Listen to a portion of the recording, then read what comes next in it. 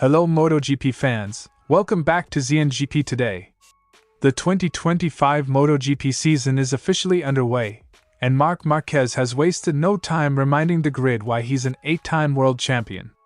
The factory Ducati rider delivered a commanding performance on the opening day of practice at the Thai Grand Prix, ending Friday second overall and already emerging as the early favorite at Buriram. Tensions are running high at the opening round of the 2025 MotoGP season, with Francesco Bagnaia at the heart of the controversy. The factory Ducati rider was left furious on Friday after an incorrect decision from race direction cost him an automatic spot in Q2 at the Thai Grand Prix.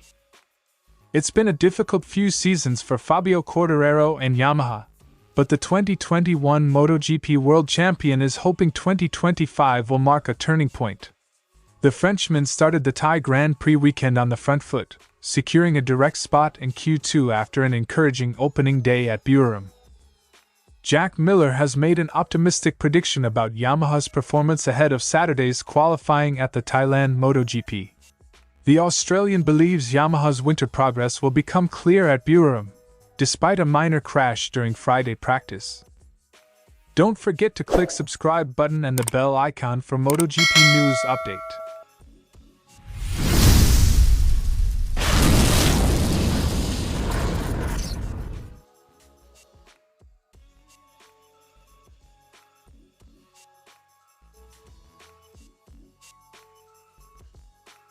It's been 5 years since Marc Marquez last fought for the MotoGP title, but the Spanish superstar is making up for lost time. After a strong preseason with Ducati, Marquez carried his blistering form into Friday's practice sessions. The 31-year-old topped FP1 in the morning, setting the early benchmark at the Chang International Circuit. In the hotter afternoon session, Marquez looked set to complete a clean sweep, until his younger brother Alex Marquez snatched P1 by just 0.052 seconds in the final moments. Despite missing out on the top spot, Marquez's pace across both sessions left no doubt about his title intentions. "I expected to start in a good way, or I was looking to start in a good way. From the first run, I found the same feeling as I was riding here in the test. That was important," Marquez said. Marquez's seamless transition onto the factory Ducati has been one of the biggest talking points of the 2025 season. After completing more than 200 laps at Buriram during preseason testing, the Spaniard admits there's little room for improvement this weekend, but that could be what makes him so dangerous. "We already start with a strong base because of the test. The margin is small, but on paper, I have the best race pace. The most critical point now will be qualifying." While Marquez leads the charge, his factory Ducati teammate Francesco Bagnaia finds himself on the back foot and ended Friday down in 13th after being blocked on his final flying lap by Franco Morbidelli. It means Bagnaia will have to fight through Q1 in qualifying, a rare setback for the Italian, and a golden opportunity for Marquez to assert himself inside the Ducati garage. One of the biggest questions heading into the 2025 season is how much of an advantage Ducati's factory riders will have over their satellite counterparts. Marquez has been quick to dismiss any suggestion that his GP25 is a step ahead of the rest, revealing that his bike is virtually identical to the satellite machines at this stage of the season. "Right now, we are riding with the same bike, exactly the same. Of course, the factory team will introduce new things during the season, but for now, the bike is very similar. It's a level playing field for now, but with Ducati's factory team set to receive priority updates later in the year, the balance of power could shift as the season unfolds." After years of injury setbacks and frustration at Honda, Marquez's move to Ducati represents his best chance to return to the top of MotoGP. The Spaniard's hunger is clear, but he knows that consistency, not raw speed, will be the key to winning a 7th Premier Class title. "If you expect me and Pecco to finish first and second every race, you don't know what MotoGP is. There will be a lot of different winners this year, but the most important thing is to fight for the podium every weekend." Marquez highlighted rookies like Pedro Acosta and returning contenders like Marco Bezzecchi as potential threats. but his main focus remains the red bike in the opposite side of the Ducati garage. Track temperatures set to soar on Saturday. Marquez knows qualifying will be pivotal at Buriram. Starting from the front two rows will be critical in what's expected to be a closely fought race, and Marquez is determined to set the tone for his championship challenge. Qualifying is the key. The race pace is there, but if you start from behind, everything becomes more difficult. The target is the front row. While Ducati's factory team boasts one of the strongest lineups in MotoGP history, the dynamic between Marquez and Bagnaia will be under intense scrutiny all season long. Friday's practice sessions provided an early glimpse of that rivalry, with Marquez laying down the gauntlet and Bagnaia left playing catch-up. The Italian will be determined to bounce back on Saturday, but with Marquez already dialed in, the momentum is firmly with the number 93. The first shots have been fired in the 2025 MotoGP title race, and it's Marc Marquez who's made the early statement at Buriram. With Pecco Bagnaia facing an uphill battle in qualifying, Marquez has the chance to deliver a psychological blow to his new teammate and stamp his authority on the season opener. Qualifying gets underway on Saturday, with the fight for pole position set to light up Thailand. The opening day of the 2025 MotoGP season was always expected to deliver drama, but few would have predicted it would come from the steward's room. Francesco Bagnaia was on course to secure his place in Saturday's Q2 session during practice at Buriram, posting a 1 minute and 29.492 seconds lap in the final stages, a time that would have placed him 9th overall. However, the lap was cancelled due to yellow flags, despite Bagnaia clearly passing through the affected zone long before Marco Bezzecchi's crash at turn 3.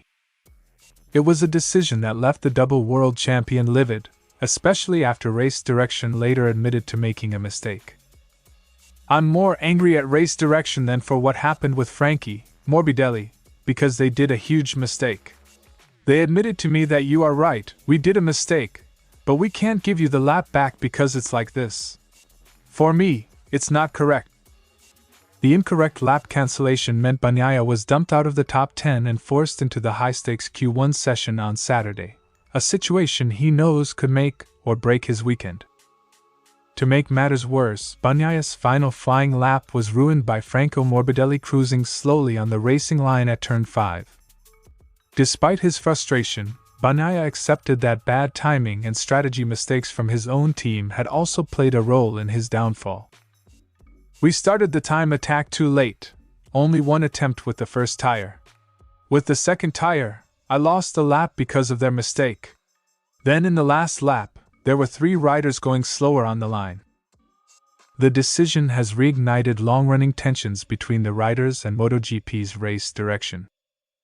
Bagnaia revealed the issue had already been raised in the Safety Commission meetings, with several riders pushing for more consistency and transparency in yellow flag rulings.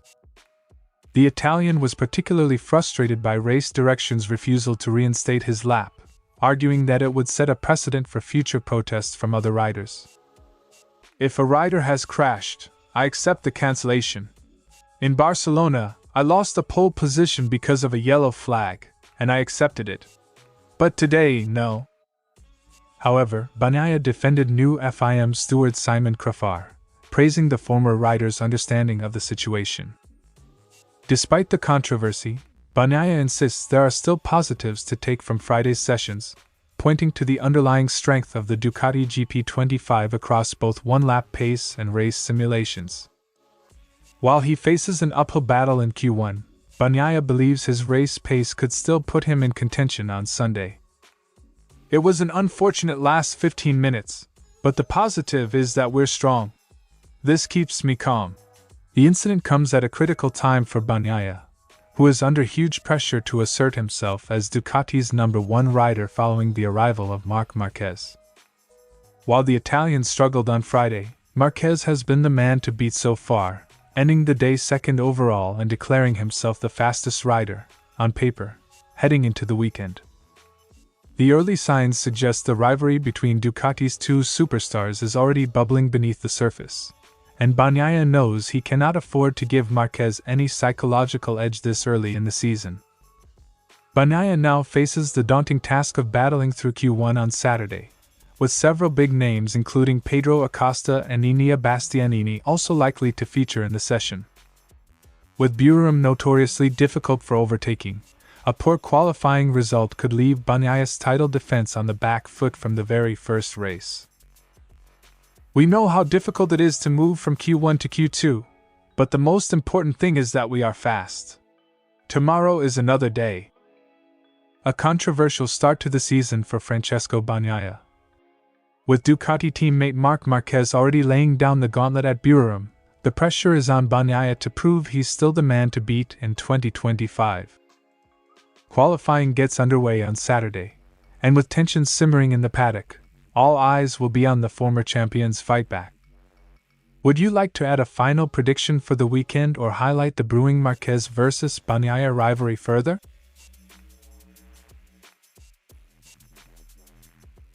After a tough 2024 campaign, Fabio Quartararo has made no secret of his desire to fight at the front again, and the early signs from Thailand suggest Yamaha's hard work over the winter might finally be paying off. Quartararo ended Friday's combined practice session's 8th fastest, just 0.4 seconds behind pace-setter Marc Marquez. Crucially, the result guarantees him a place in Q2, avoiding the danger of Saturday's first qualifying session for the first time in months. The goal was to be in Q2, and we are. We're only 0.2 seconds from P3, so that's a positive. It's a welcome boost for Quartararo, who often found himself battling in Q1 during Yamaha's struggles last season. Quartararo's Q2 breakthrough is the latest sign that Yamaha's new M1 machine is making steady progress after a challenging few years. The 25-year-old admits the improvements may be small, but after finishing 2024 on an upward curve, he believes Yamaha can build on that momentum in 2025. Already it was the goal last year. The end of the season was quite great. We were almost everywhere in Q2. It's much better to be in Q2 from Friday, and usually when we're in Q2 from Friday, we always improve a little bit on Saturday. With new technical boss Max Bartolini overseeing Yamaha's development, Quartararo is hopeful the Japanese factory is finally moving in the right direction. One of Quartararo's biggest headaches in preseason testing was a lack of front-end confidence, a problem that's dogged Yamaha since MotoGP switched to Michelin's current front tire construction. However, Friday's sessions provided a glimmer of hope, with Quartararo reporting a better feeling on the bike compared to the test at Buriram 2 weeks ago. A little bit better feeling than the test on the front, still not really comfortable, but with the soft tire today it was feeling a little bit better. Quartararo suggested that older test tires may have been masking Yamaha's true potential, but admitted there's still plenty of work to do to fully unlock the M1's front-end performance. Despite the progress, Quartararo knows there's still a long road ahead before Yamaha can consistently challenge the likes of Ducati and Aprilia. The Frenchman admitted that Buriram's fast, flowing layout plays to the M1's strengths, but warned that tougher weekends will come at other tracks where top-end power is more critical. Our bike is really making the time with the front, and we're not really able to do it right now. So let's see, but I think we made a good job. Quartararo's optimism is a welcome sight after 2 years of frustration, but the former champion knows consistent top 10 finishes will be the key to rebuilding Yamaha's competitiveness. With qualifying set to be another crucial test on Saturday, Quartararo is hoping to carry his positive momentum into the weekend and continue the steady climb back towards the front. New adventure for Jack Miller in 2025. But the Aussie is already bullish about Yamaha's turnaround. After switching from KTM to the new Pramac Yamaha project, Miller has played a crucial role in developing the YZR M1 throughout the winter. Now, he's warning the grid that Yamaha's fast starts could catch everyone by surprise. You will see on Saturday afternoon, the Yamaha is now a rocket from the start. The improved launch control system and holeshot devices have transformed Yamaha's starting performance, a key weakness in recent years. Miller backed up his claims with an impressive fourth-place finish in FP1, just behind factory Yamaha rider Fabio Quartararo in third. However, his afternoon session was disrupted by a small crash early on, leaving him down in 14th by the end of Friday practice. Miller explained the fall was caused by the hotter track temperatures, which shifted the bike's balance and forced him to rely more on the front tire. "It was a strange one for me. I locked it, and away she went." Despite the setback, Miller was still able to mount a late-time attack, only to have 2 flying laps ruined by yellow flags. Yamaha endured a miserable 2024 campaign without a single podium, but the signs of improvement are already clear at Buriram. Both Quartararo and Miller have consistently been in the mix across pre-season testing, and Miller believes there's much more to come. "The bike was working really well. The balance is better, and I am quietly confident." The Aussie admits the team still needs to fine-tune the bike's balance over the weekend, but insists Yamaha's winter work is paying off. With both Yamaha riders showing competitive pace, Saturday's qualifying session will be the first true test of the team's progress. Miller is convinced Yamaha's new starting performance could be a game-changer if he can secure a strong grid position. "The rest comes down to reactions. I know we can do well." Jack Miller's Yamaha journey is still in its early days, but the early signs suggest the Japanese factory could be back in the fight in 2025. With confidence high and the M1's fast starts catching the eye, Saturday's qualifying session at Buriram could mark a turning point for Yamaha's revival. All eyes will be on Miller and Quartararo as they look to spring a surprise in Thailand. Thanks for watching ZNGP Today, and this is your MotoGP news update. See you next time.